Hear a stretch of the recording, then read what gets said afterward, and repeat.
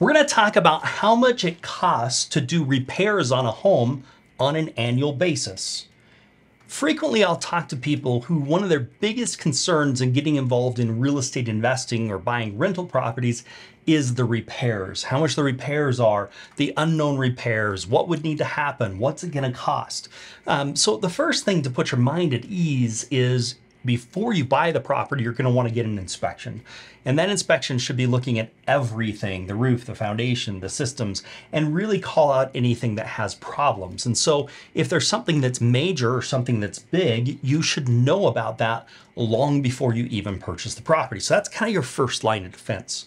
But then the next thing is most people overestimate how much it's going to cost to do repairs on a home. So I want to show you some information here. So how much is the average cost? Well, by decades, so depending upon what year your home is, 2010, 2000, 1990, 1998, 1970, and before 1960, this is what it would cost. So anywhere from 0.8% to 2% of your home's value. So let's say that the home value that you're buying is $350,000. And let's say that that home was built in 2010. 0.2% means I'm gonna, on average, spend $700 a year on that home.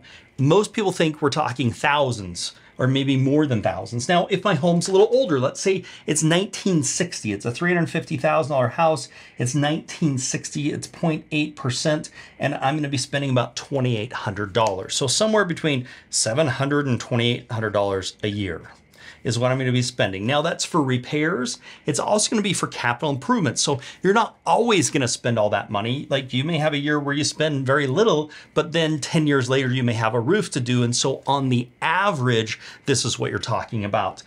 Depending upon the age of your home. What I like to do is I put 10%, or excuse me, I put 5% of the rents for repairs every single month, and I put 5% for capital improvements. Now, one of the things you can do is you can actually put this into a high yield savings and every month just have the money go there so that you've got money ready if you have to do a roof replacement or something else like that. So let me back up and talk about the difference. Capital improvements is something you're going to put in that's going to last a very long time. A roof is a great example. If I put a roof in, it's going to last me 15 or 20 years. A repair is I'm fixing the toilet where the knob isn't working properly or the float's not working properly. That's a repair. People can't live there without it. I've got to do that. Where a capital improvement is something that I can delay a little bit. I can patch the roof. I can do it a little bit later so I can be more, I can decide when I want to do those and they are going to last a long time on the property. So for example, if my rent's $1,000, every single month, I'm going to put 50 bucks in repairs and I'm going to put 50 bucks in capital improvements, which is $100, which means on a year, I'm planning on $1,200 for that specific property, which is higher than what you're seeing with this estimate of how much you need. Maybe it's somewhere in there, but I'm probably more around 2,000. So it's probably it's in line there. So that's what you need to look at. So don't be overly scared about repairs on a property. Do a full inspection, set aside some money, realize that there's going to be capital improvements and repairs. Now, if you're really worried about it, another thing that you can do is purchase a home warranty.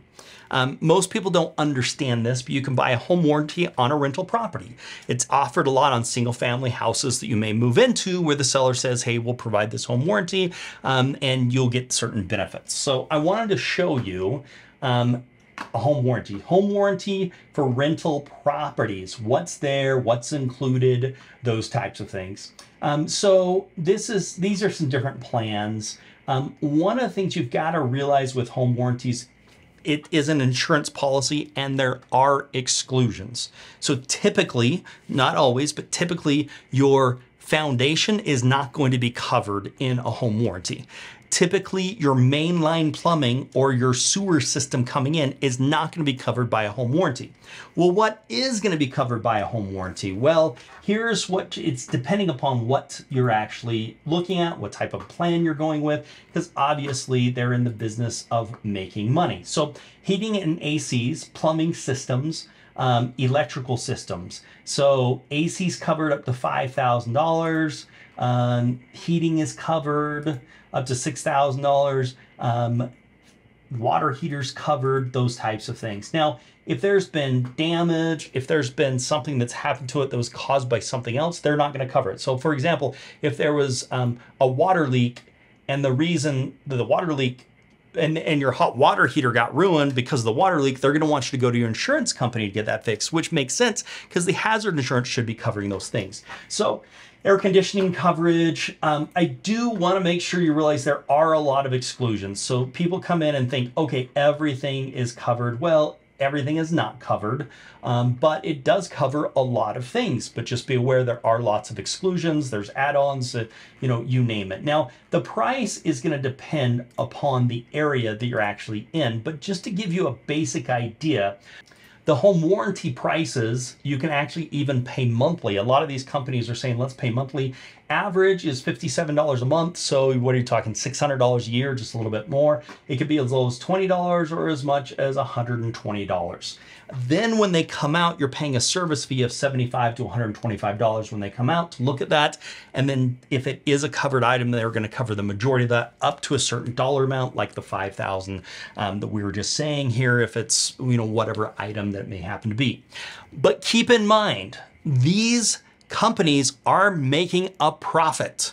They're not doing this for fun, they're doing it to make a profit. So how does a home warranty company make a profit? Well, they negotiate labor rates to be less. They buy things in bulk, like buying 100 hot water heaters instead of buying one. They may buy direct from the manufacturer. So those are things that they're doing to get a better price so that they can pass it on to you and so that they can make a profit as well. So keeping that in mind, $500 to $700 for a home warranty puts in mind what those things are going to be costing that are typically more in your repair category, not necessarily in your capital improvements. So don't let the fear of the cost of repairs stop you from investing in real estate.